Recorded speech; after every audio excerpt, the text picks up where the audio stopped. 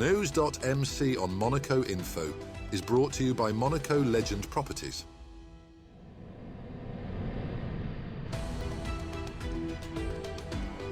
Bringing you news on Monaco's economy, culture, sports and more. Welcome to NEWS.MC, your English rendezvous on Monaco Info.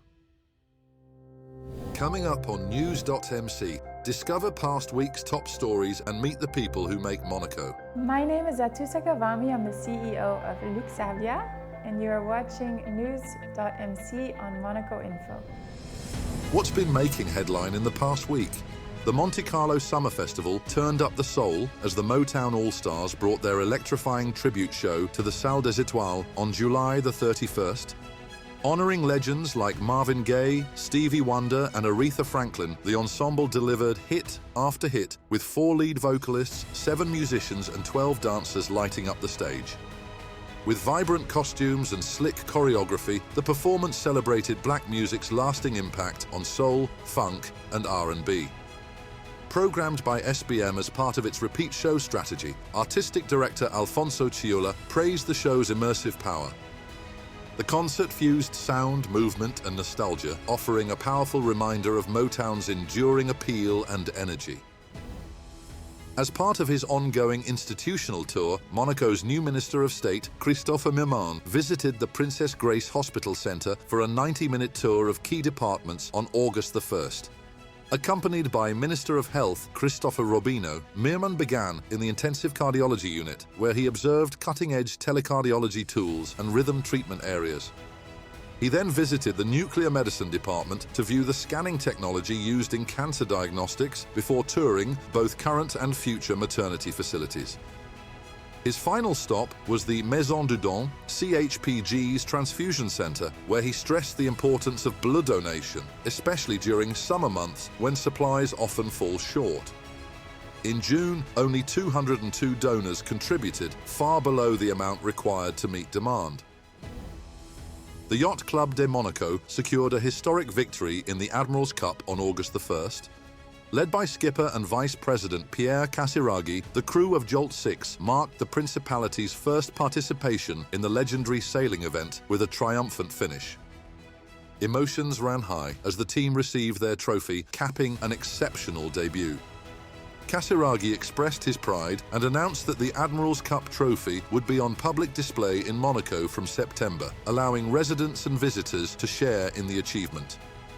The win marks a major milestone in Monaco's sailing history and a proud moment for the red and white crew.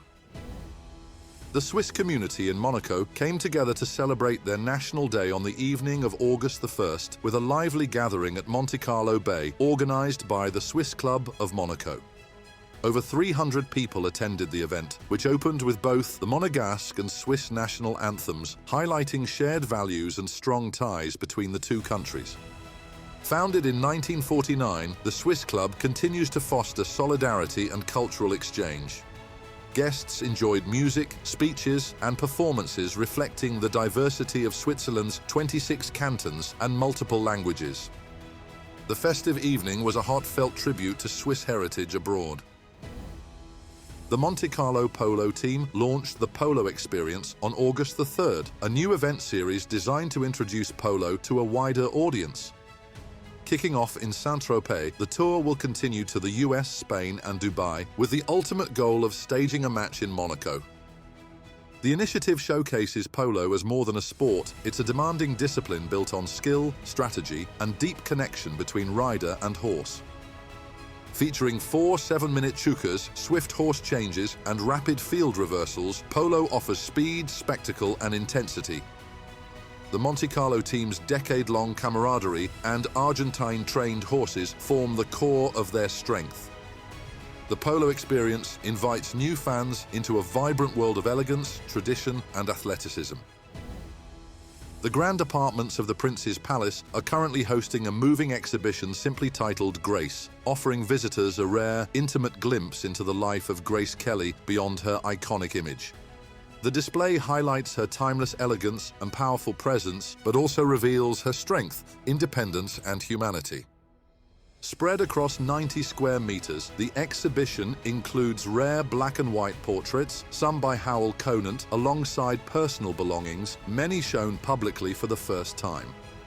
The exhibition is divided into 3 themed rooms: her public role as princess, her love of nature, and her private world as a wife and mother. Each space evokes a different facet of her life, subtly enhanced by the fragrance of roses, her favorite scent.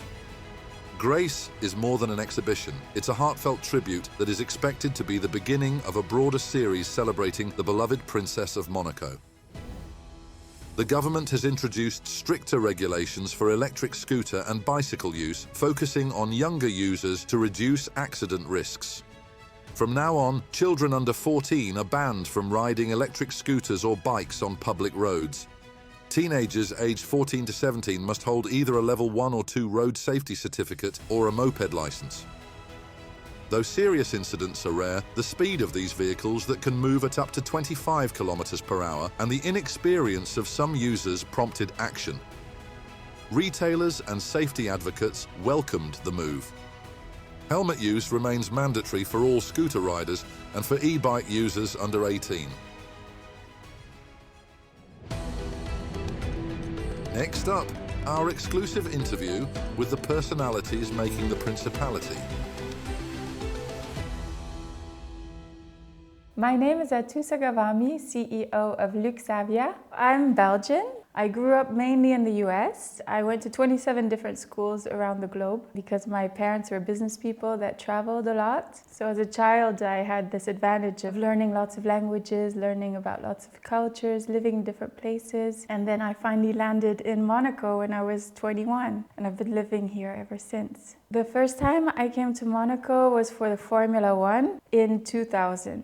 And then after a few holidays here, I decided to move here.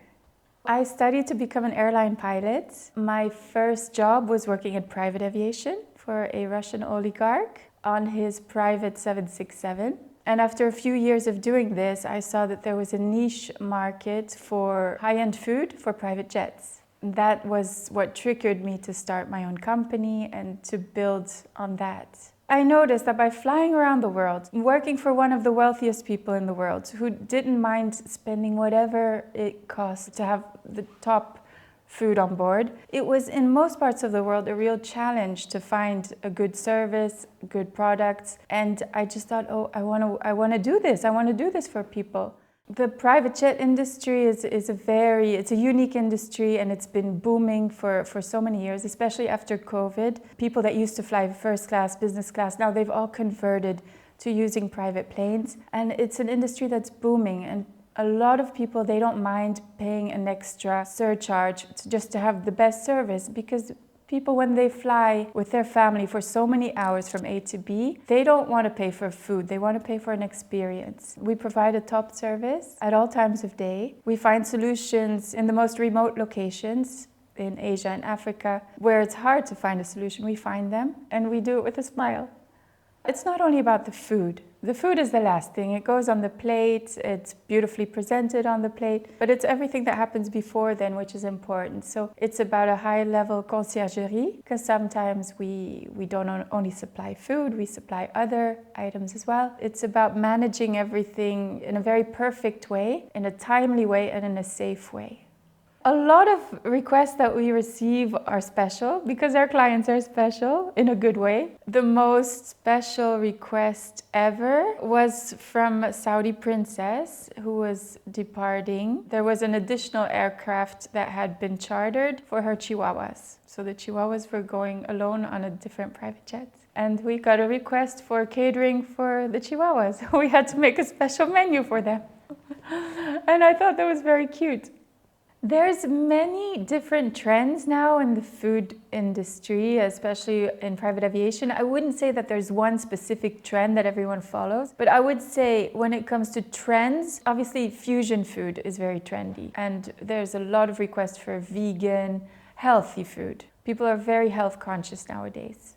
Well, Monaco is always thinking about the next steps. Here, everything is so sophisticated and so we're always moving forward, we're always expanding, and it's the same on a culinary level. There's already, for such a small place. There's already so much choice of restaurants and fabulous restaurants and amazing chefs. And I'm sure it's not going to stop here. I'm sure there's a lot of amazing projects coming.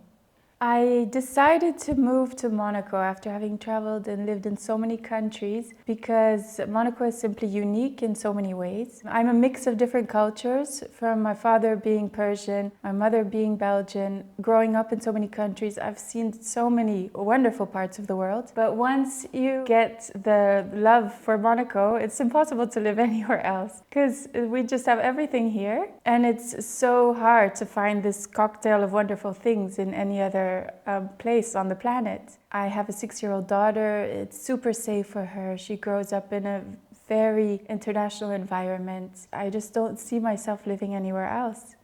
Monaco is an extremely unique place. There's no other place on the planet, I believe, that you can find such a wonderful cocktail of fantastic advantages. Not only speaking about the favorable tax advantage, but also the safety, the beauty, the nature. It's very close to some big hubs. It's easy access when you want to ski, when you want to travel. And Monaco itself, it's just an amazing place to live, to wake up, to take your child to school. You're always safe any time of day. It's super international. You meet very interesting people. The movers and the shakers of the world, they have a base here or they pass by here a few times a year. There's nothing that compares to Monaco.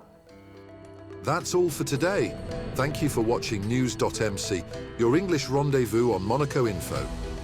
Discover the full interview and more stories on our websites, NEWS.MC and MonacoInfo.com. Next week, we will receive Paul Smith from Touchstone Education. This show is intended to provide a summary of the past week's top stories for the English-speaking audience. For daily and real-time news updates in English, please visit news.mc and subscribe to our free daily newsletter. For French news, visit monacoinfo.com. This show was brought to you by Monaco Legend Properties.